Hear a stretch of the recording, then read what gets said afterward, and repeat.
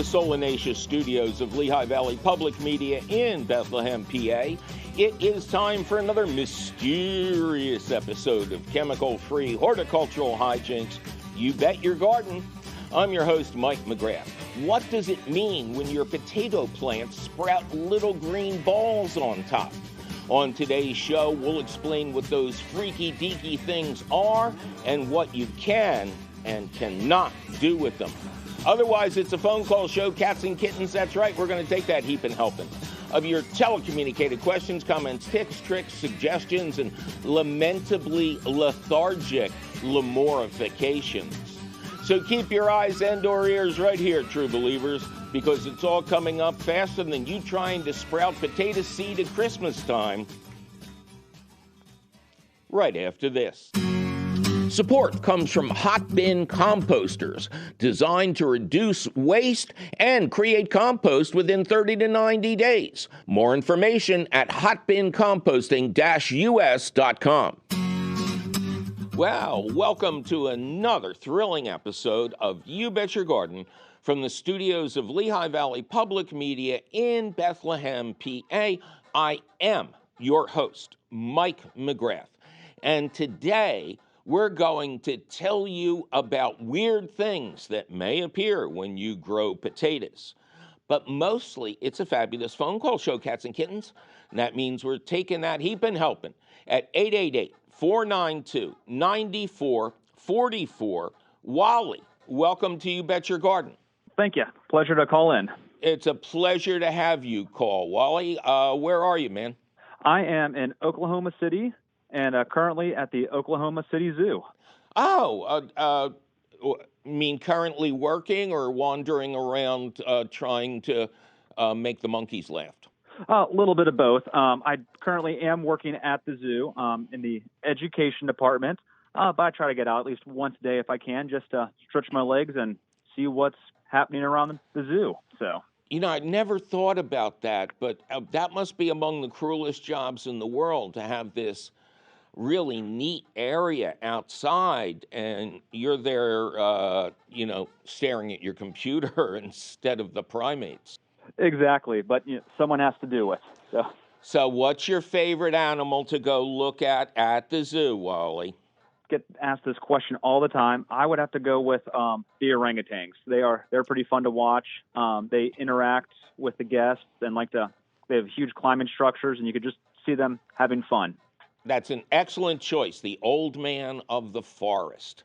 I, however, having grown up at the Philadelphia Zoo, will always love the otters that had this, I guess their play area was built by somebody who generally makes swimming pools. It was back in the 50s. And they were just total water clowns. They just loved people coming by, and they would go down their slide over and over again. Great stuff. All right, so what can we do you for today? So my main function here at the zoo is I work with school groups that come for field trips or take our lessons and some of our animals into schools. And I am reevaluating some of our programs for this upcoming year. Oh. And one of the lessons I want to teach is about weird nature, so weird plants, animals. So I was just calling to see kind of what recommendations you have for plants that would be not normal. Is there a personal aspect to asking me this question, Wally?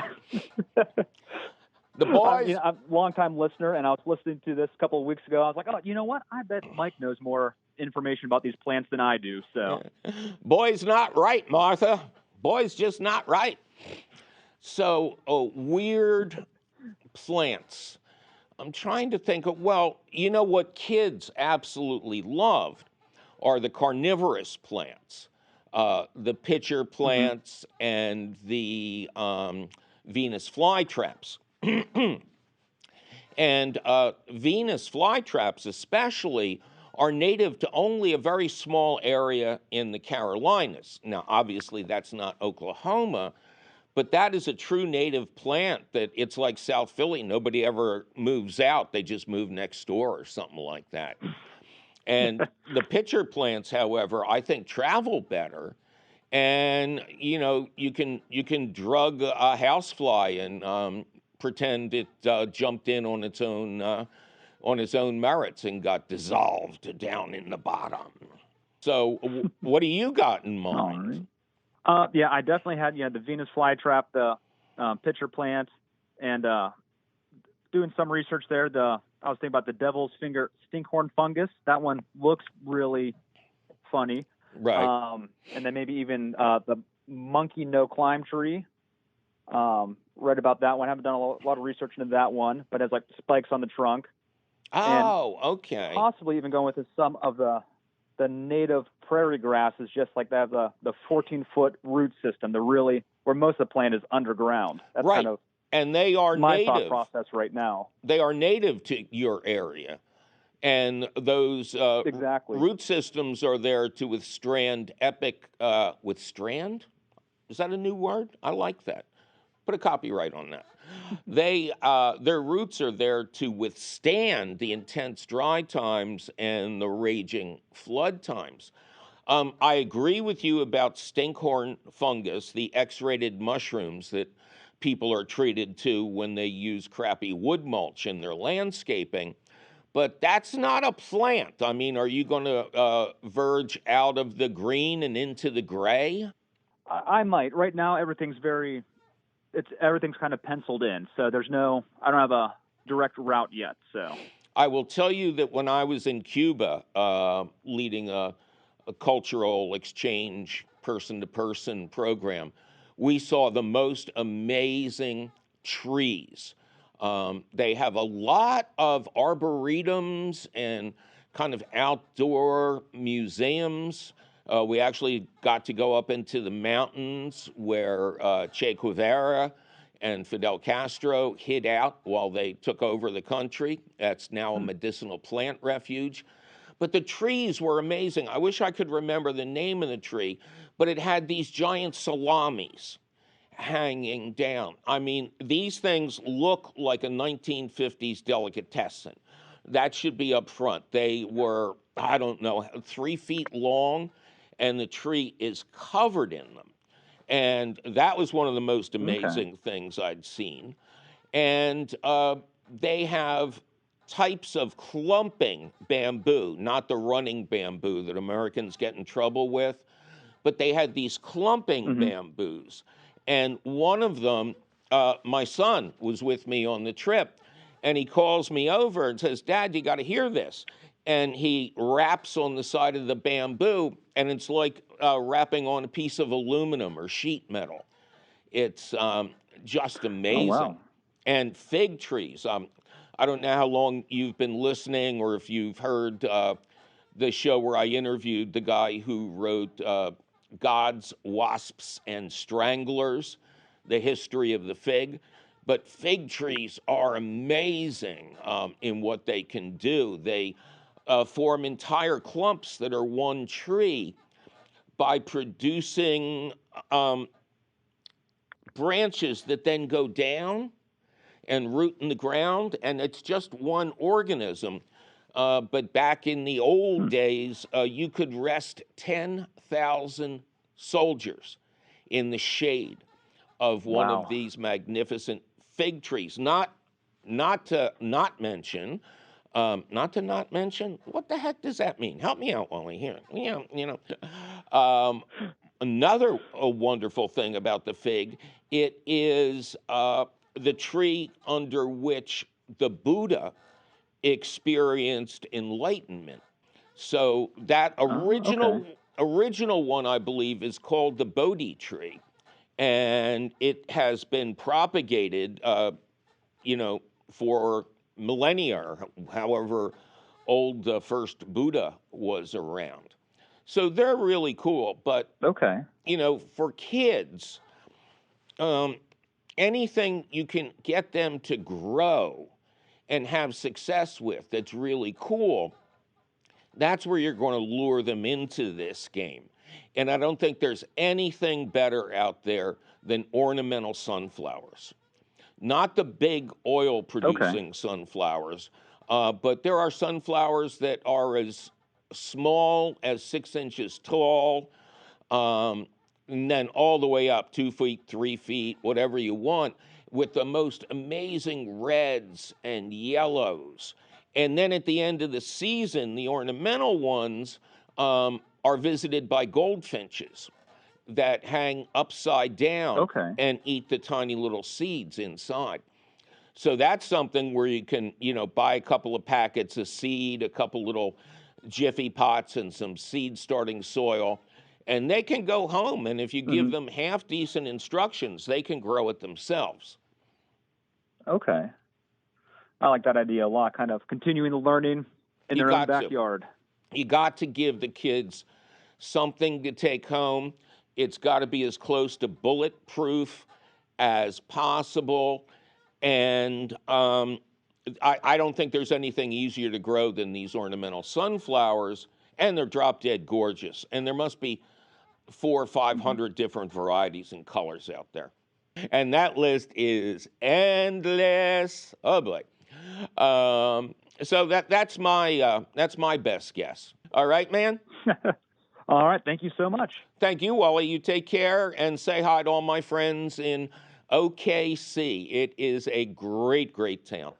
Will do. And enjoy Pennsylvania. Yep. All right. I will until it starts snowing again. Take care, man. All right. Same to you. All right, bye.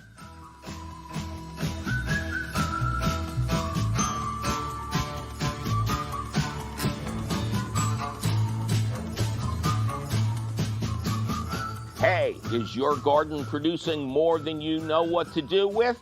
Or are bugs and herbivores and disease getting it all before you can? You Bet Your Garden is your clearinghouse for organic information. Number to call, scratch it in sidewalk chalk on your most expensive wallpaper. 888-492-9444, and I'll tell you what to do. Charles, welcome to You Bet Your Garden.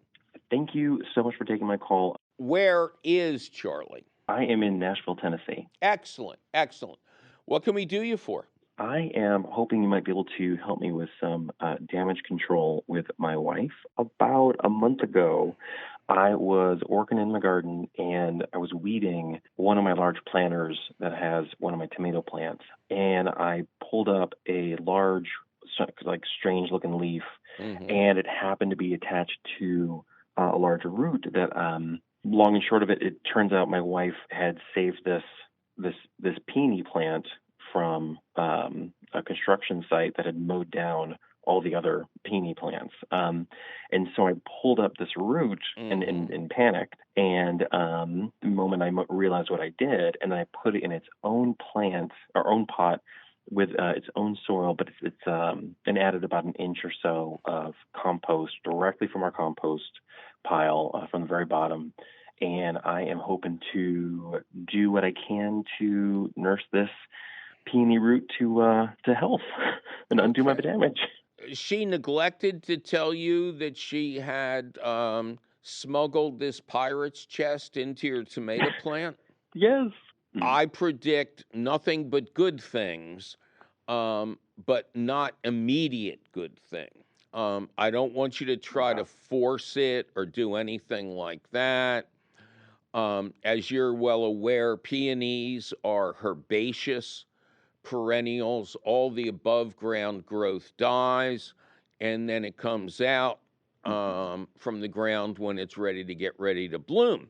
So the most important thing, I'm glad you put it in a dedicated pot.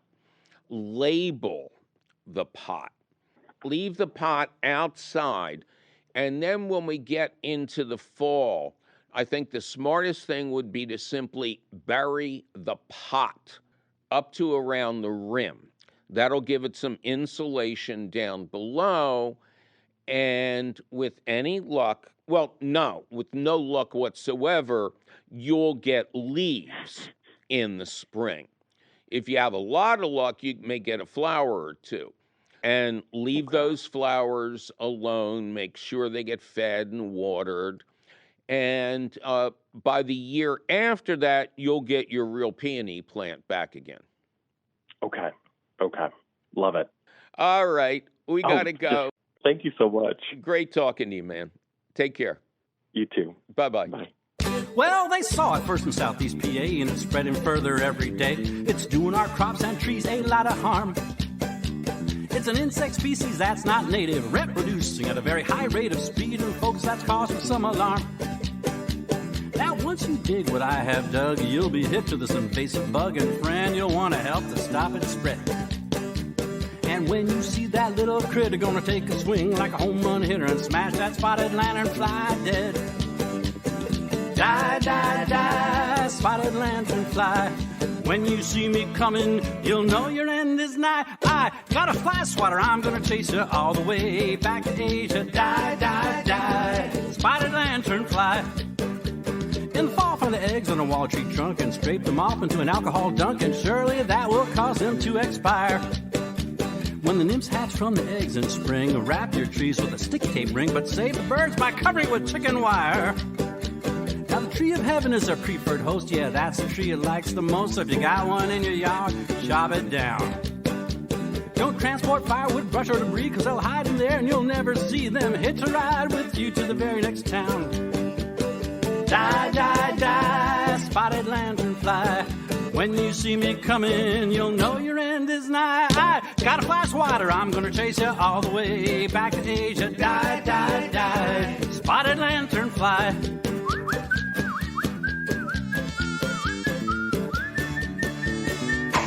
Well, it's time for me to take a little break and announce that I will make my first post-COVID appearance, live and in person at the Bayshore Center in Port Norris, New Jersey. It's a really cool facility about an hour and a half south of Philly. I'll be there on Saturday, August 28th at 3:30. But don't go looking for all the details at the events section of our website just yet, because we'll be right back with a hard look at some little green balls and more of your fabulous phone calls. I'm Mike McGrath, and you're listening to You Bet Your Garden from Lehigh Valley Public Media in Bethlehem, Pennsylvania.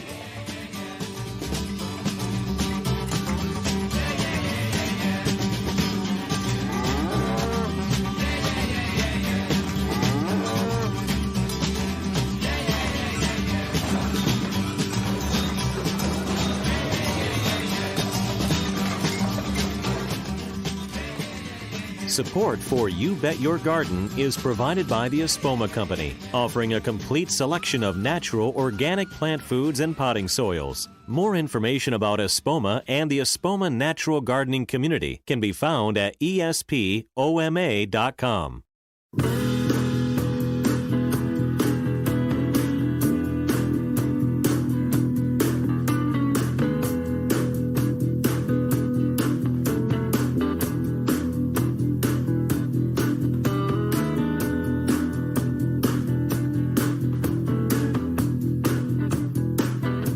Support comes from Hot Bin Composters, designed to be compact, odor-free, and easy to use. They can help anybody get started composting. More information at hotbincomposting-us.com.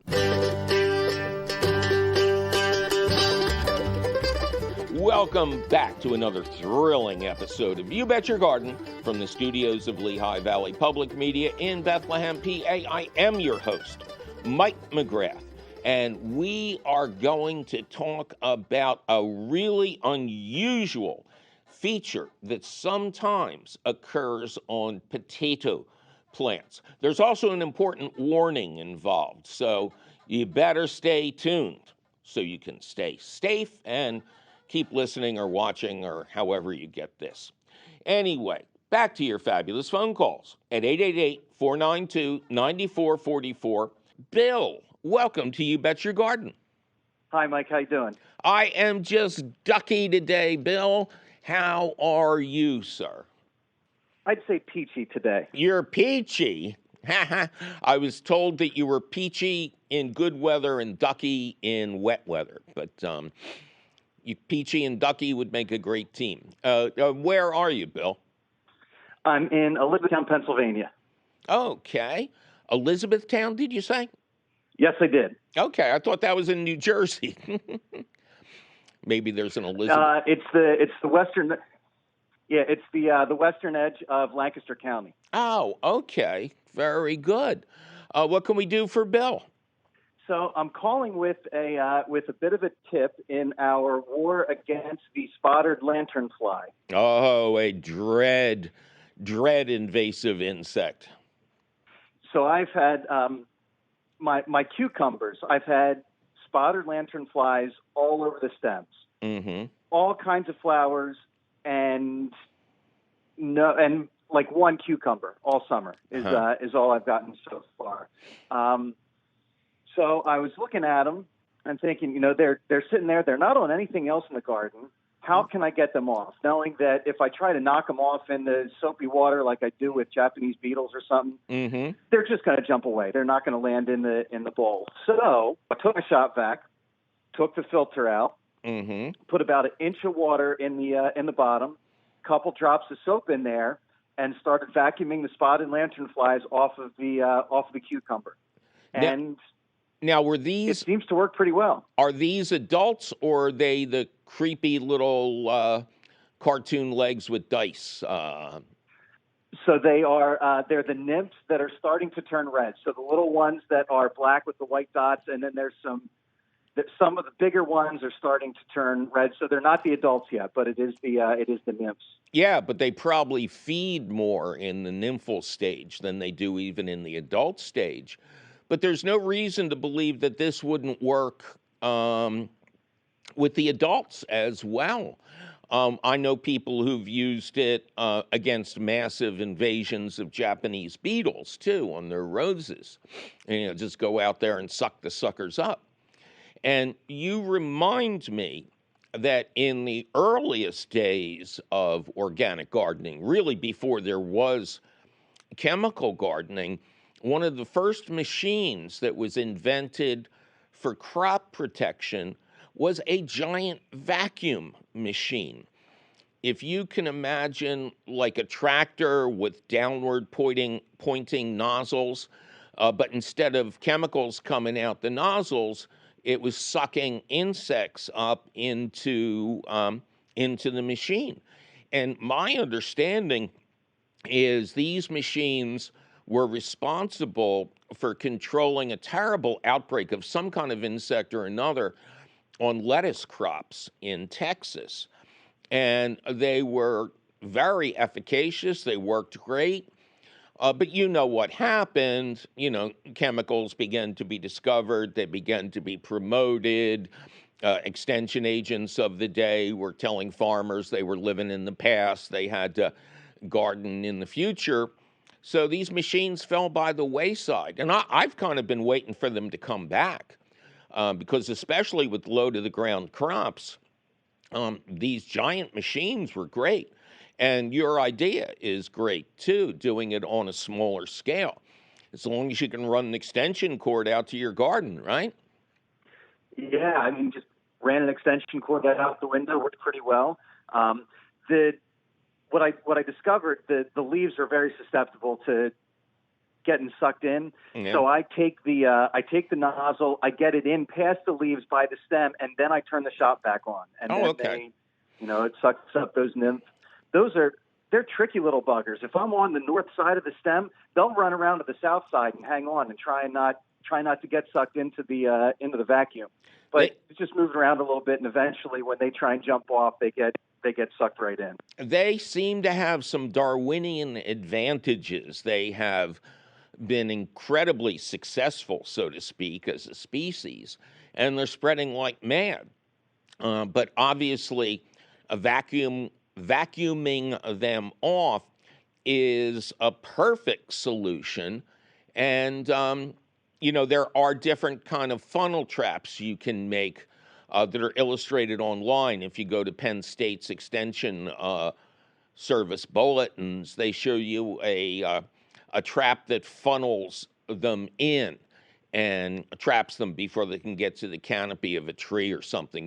Generally they're after trees, but you're not the first person to tell me they like cucumbers. Yeah. We've got the funnel traps on our maple trees and on our apple trees, and those are working great. that's just big to try and wrap around a cucumber stem. Yeah, I would think so. We're getting plenty of them, and the vacuum's working on the cucumber.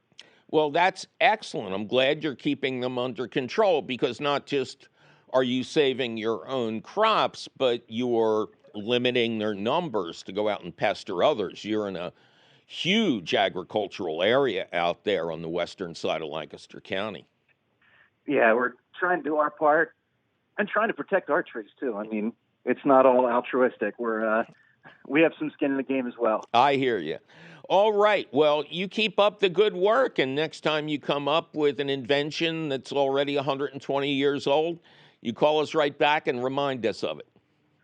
Will do. Thanks a lot, Mike. Take care. My pleasure. Thank you, man. Bye-bye. Two little bugs, little bugs, little bugs, little bugs, little bugs, little bugs. Two little bugs, little bugs, little bugs, little bugs, little bugs, little bugs. Two little bugs, little bugs, little bugs, little bugs, little bugs, little bugs. Two little bugs, little bugs, little bugs, little bugs, little bugs, little bugs.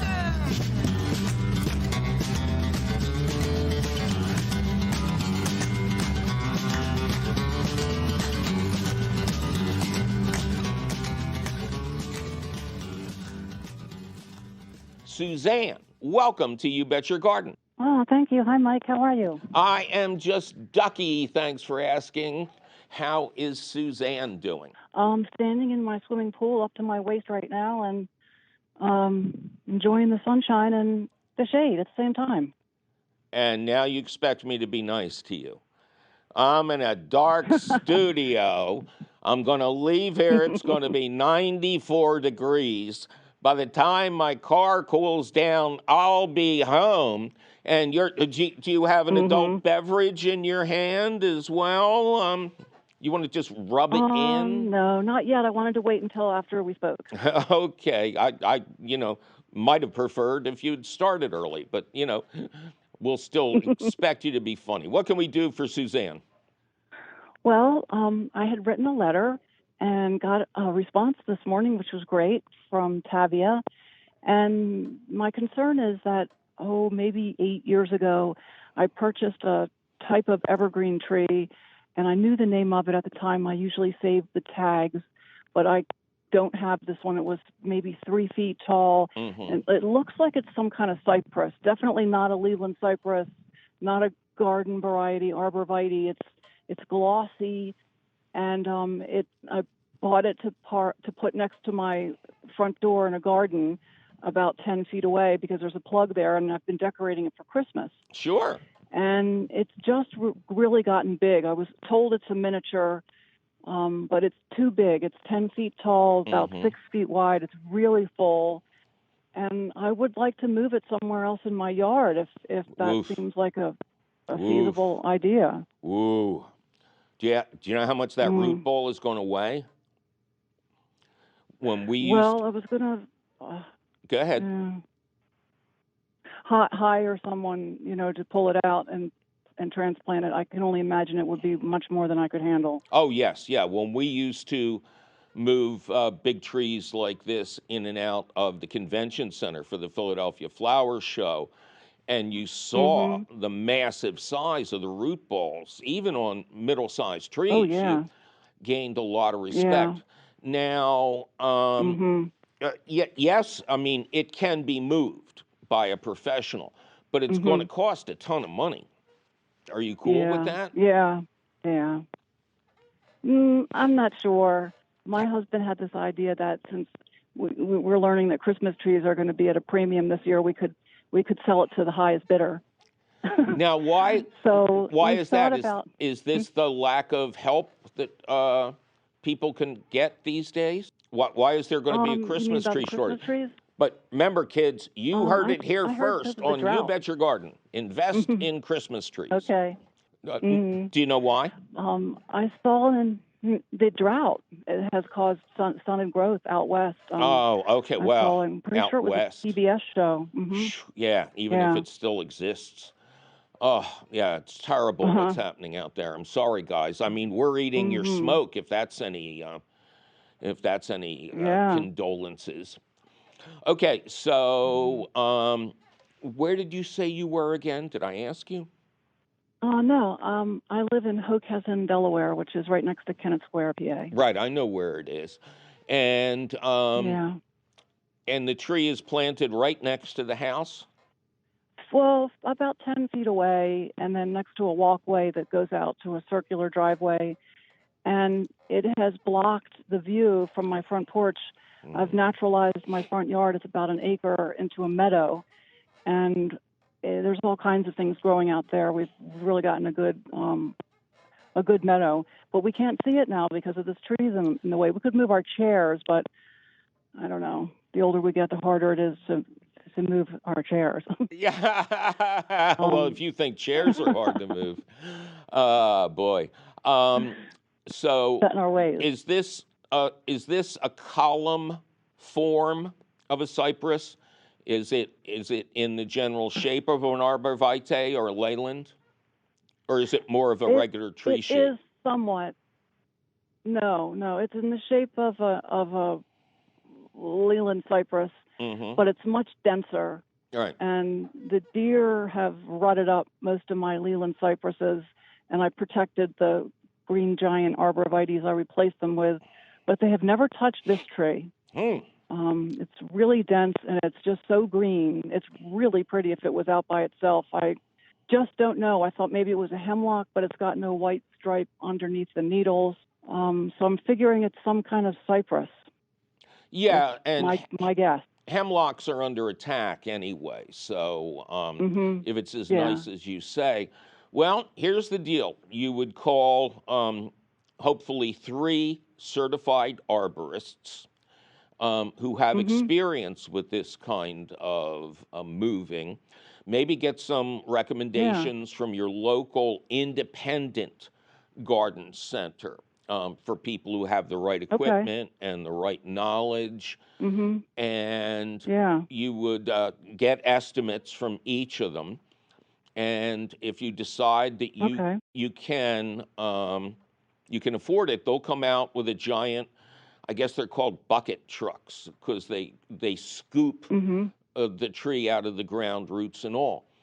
And you would you would do this at the very end of fall, maybe midwinter would be ideal, and spring would be fine too. You don't want to move it during hot weather. And no, I know that. And then after it gets to its new resting place, so to speak, you want to make sure it's watered as if it were a new tree. Water it really well the first couple of years. Don't let it dry out. And don't improve the soil in the planting hole. When they take out the tree, they're going to take out a lot of soil. You know, you want the biggest root ball you can. And obviously, they're going to have to dig the new hole on top of that. But you want to try to move this like when my children were small. I had developed a talent for bringing them indoors, back inside the house on like Thanksgiving or Christmas when we had been at the grandparents' and they were sound asleep. What I learned is if your timing is right, you can bang their heads against a doorway or something. They're not going to wake up. And so the more dormant the tree is, the easier this is going to be. Ideally, the tree won't know it was moved. It'll have a different view of the landscape, but if it's done correctly, the tree should suffer no ill effects at all. But that's really, I think that's your option, because you don't want to cut down this beautiful tree. All right? No, but if it's too much money, I will, and I'll try to get it ID'd, maybe get another one. And I can have one more year of decorating it. I can still reach the top with one of those hand pinchers, and we'll decorate it so that they can see it from the space shuttle, and then we'll see if we can move it. All right, I'll tell you what. If you do get estimates that are too much for your budget, take pictures of the tree, including pictures of the very top, and call us back. Okay. All right? All right. Well, it's time for me to take a little break and remind everybody out there that summer may be winding down, but the growing season is heating up for a long and tasty second run. It's time to plant fresh seeds of cool season crops like lettuce, spinach, kale, and beets. They'll get a great start in the still warm soil of August and grow tall, sweet, and tasty in the cooler days and nights of fall.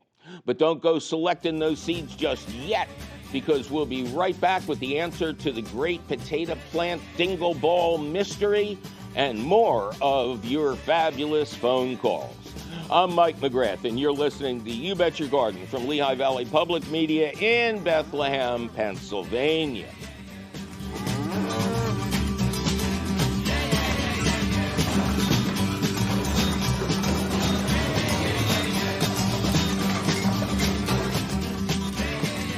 Support for You Bet Your Garden is provided by the Espoma Company, offering a complete selection of natural organic plant foods and potting soils. More information about Espoma and the Espoma Natural Gardening Community can be found at espoma.com.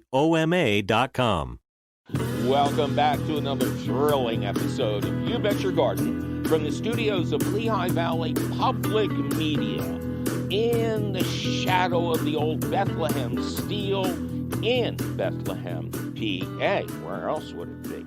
I am your host, Mike McGrath, and we are in the stretch now, cats and kittens. In just a little bit, we'll get to a weird aspect of potatoes that maybe you've never seen, especially if you grow in a warm climate. But potatoes can flower, and then potatoes can grow their own seeds. And you need to know a couple of things about this, both to admire the flowers and not eat the seeds. And we'll tell you all about it after a couple more of your fascinating phone calls at 888-492-9444. Steve, welcome to You Bet Your Garden. Hi, Mike. I am in Wilmington, Delaware. And what can we do for Steve in Wilmington? Okay. Every year I get weeds growing between the cracks in my walkway and my driveway. Mm-hmm. I get down on my knees and I cut them out with a little penknife, only to see the. Well, I want to try to get them all as possible, and only to see them return weeks later. And it's I'm 75 years old, and it's getting kind of hard to get down on my knees. Yeah, so, I stopped. I want to know if there's some way to rid them once and for all. Well, one of the things that I like to suggest, rather than getting rid of them, nature abhors a vacuum. So even if you clean those things out meticulously, dirt blows in, new seeds blow in, and, it's an endless process. And I hear what you're saying about getting down on your knees. I stopped doing James Brown imitations a long time ago. So they have these lines of plants that are actually meant to plant in these cracks so that it'll be uniform, it'll be decorative, and it could even be fragrant. Now, the line I'm most familiar with is called steppables, because, again, these are designed to grow in the cracks in pavers and things like that. So would you be happy if you had a nice, low-growing, kind of consistent ground cover that behaved itself and get back 10 years of your life? I basically would prefer not to have anything in the cracks if possible. I can at least get you off your knees. Flame weeder. It's like a shepherd's hook with a business end where a flame comes out, and then on the other end you screw in a camp stove size bottle of propane. My son, I've been using flame weeders for ages, and when my son was 8 years old, I couldn't find it in the spring. So we went to the Tractor Supply store, and I got it. I got a replacement. And as we're checking out, I thought, this is the weirdest thing I've ever seen. The aisles are filled with candy, of course, to catch you on the way out. And he's not even looking at them. And we get outside, and he's just like got this awestruck look. And I go, Max, are you okay? He goes, Dad, you just bought a flamethrower. That is so cool. So again, you're standing up, which to me is the most important thing here. There's also a tool Right. called the water-powered weeder. I believe it's only available from a place called Lee Valley Tools, and they have very high-quality materials. And this is like a trigger with a very sharp nozzle that you put on the end of your garden hose, and it has a long extension. So you get yourself right on top of the crack you're doing, and press the lever, and your hose pressure is concentrated like times 10, and it just flushes everything out. But Oh, I see. Yeah, because I imagine the dirt is what I guess attracts the weeds. Oh yeah, well, the dirt in the cracks. Nature is relentless. I mean, nature abhors a vacuum. You know, you're going to get dirt blowing in there over time. You're going to get weed seeds blowing in there over time. Although I will tell you, one time I had a whole huge display of pansies on my patio, which is poured concrete. You know, you still have to have those spacers in there. And they must have self-sown like mad and survived the winter, because the next spring, every crack had a pansy in it. It was amazing. So your three big choices are fire, water, or plant something deliberate, and then you won't have to do the fire and water anymore. I'll tell you what, at least go online and look up steppables. I'm sure there are many other branded varieties out there, but take a look at the images and see. You can get fragrant, low-growing herbs, really nice-looking things, and it will look deliberate. It will look like you have used every inch of your gardening space. Thanks for your advice. I appreciate it. Well, that's it. It is time for the question of the week, which we are calling, for the benefit of any other old-time radio fans out in the audience, the seed of the potato bears bitter fruit. Alex and Lois in East Greenville, PA, right? We are longtime listeners and watchers. Okay, I know that's only the first sentence, but I have to digress here to mention to our podcast and radio families that there is a half-hour television version of this show that appears on PBS Channel 39 or its cableistic equivalent in your area. We're on in Pennsylvania, southern New Jersey, and Delaware, and of course you can watch online. Conversely, we reinform our TV audience that an hour-long audio version of each week's show is available on selected NPR stations across the nation, the U.S. Virgin Islands, and as a popular podcast. Alex and Lois, remember them, continue. We love your show and your unparalleled knowledge of everything that grows in the dirt.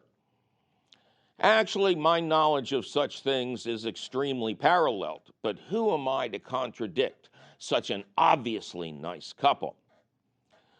Alex and Lois tried to continue once again with we've had vegetable gardens on and off for 40 plus years without much success.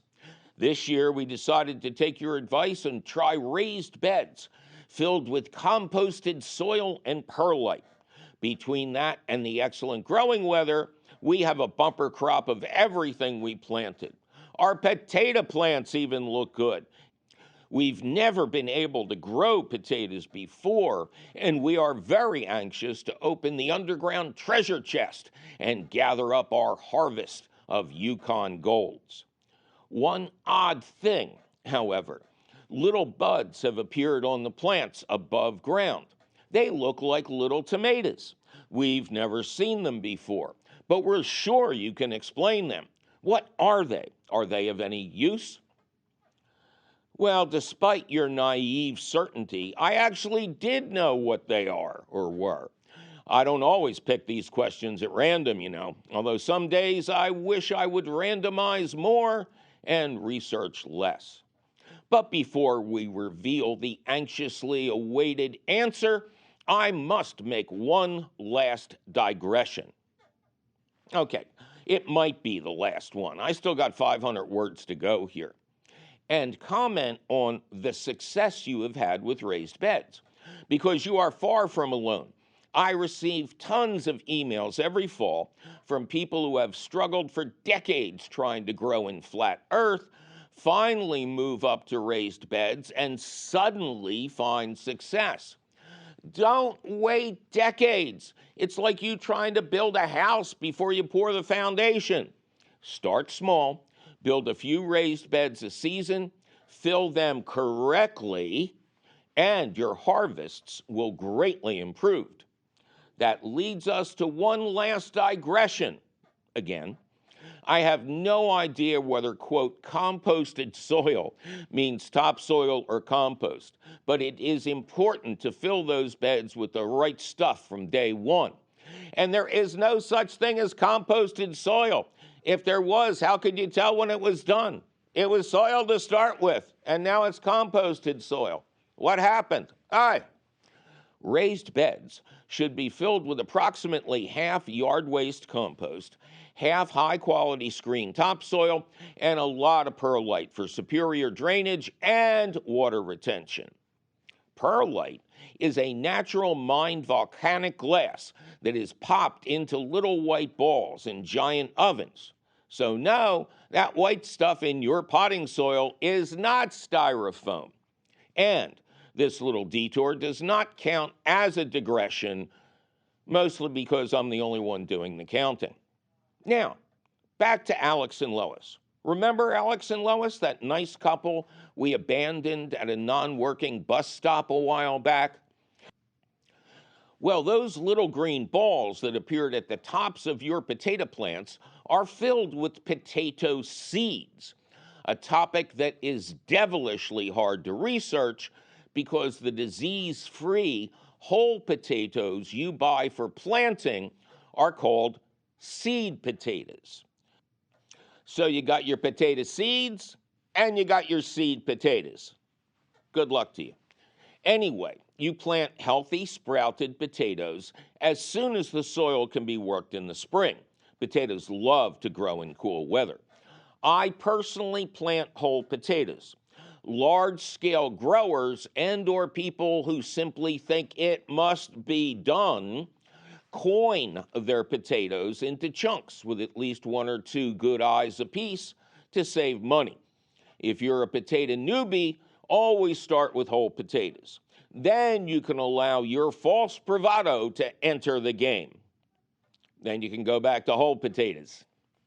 The above-ground growth will be green and lush, and at one point, a single stem will often appear atop each plant, adorned with beautiful flowers that reflect the color of the spuds growing underground. It's really cool. Now, this doesn't always happen, but when it does, you should examine those flowers carefully, as they are gorgeous. You should also note the date those flowers appear, as fingerlings, small spuds with intense flavor and nutrition, can be harvested 3 to 4 weeks after that. Or you can allow the potatoes to mature to a much larger size at the end of the season. Either way, pull those potatoes off after they begin to fade. Otherwise, they will progress into those weird round green things that really do contain growable potato seeds. If you wish, you can try and use these seeds to grow whole potatoes. It'll take a full season in a coolish climate to get them to a decent size, but it can be done. Warning, warning, warning. Do not attempt to eat the actual seeds and/or seed pods. They are incredibly toxic, as are any green areas of a potato caused when the spuds are exposed to sunlight instead of being covered by soil. If a harvested potato is green, compost it. If only small portions are green, cut them off and eat the rest.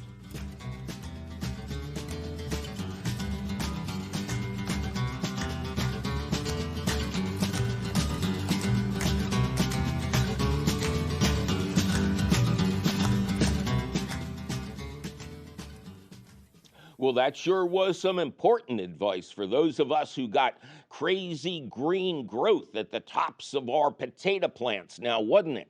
Luckily, you can read it over again at your leisure or your leisure, because the question of the week always appears at the Gardens Alive website.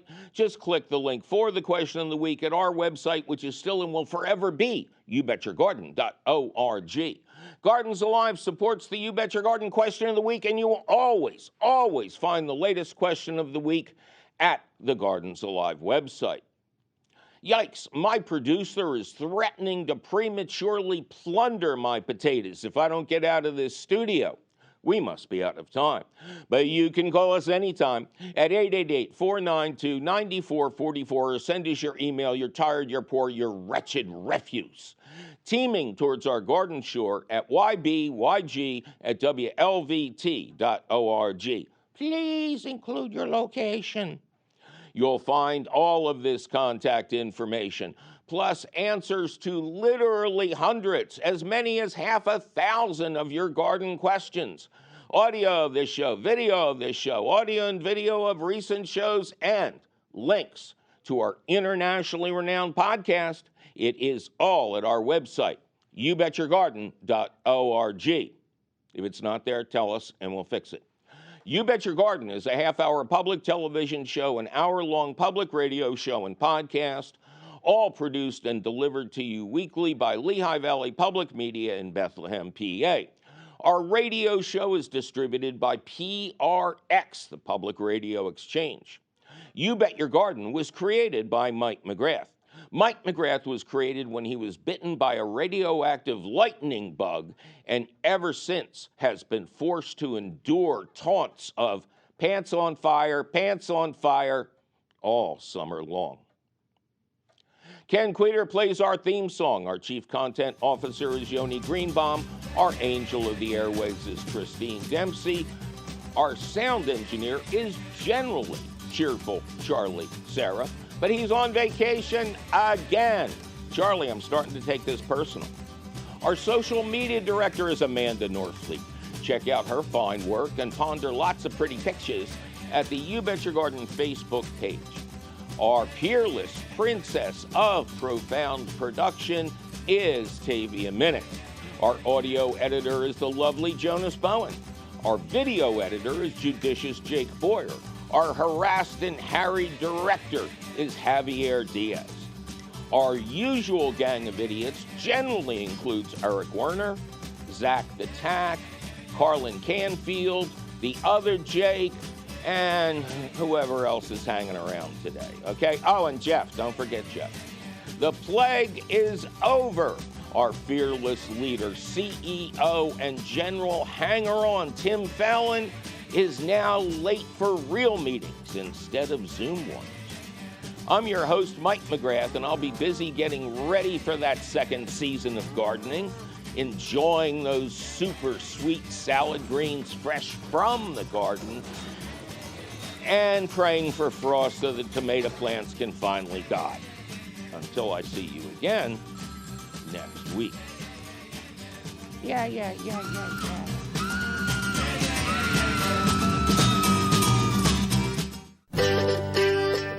Some experts feel that the numbers of migrating monarch butterflies couldn't be better. Others say the numbers couldn't be worse. I'm Mike McGrath, and on the next You Bet Your Garden, we might this time discuss why this wide divide and how you can help keep those magnificent butterflies hale and hearty.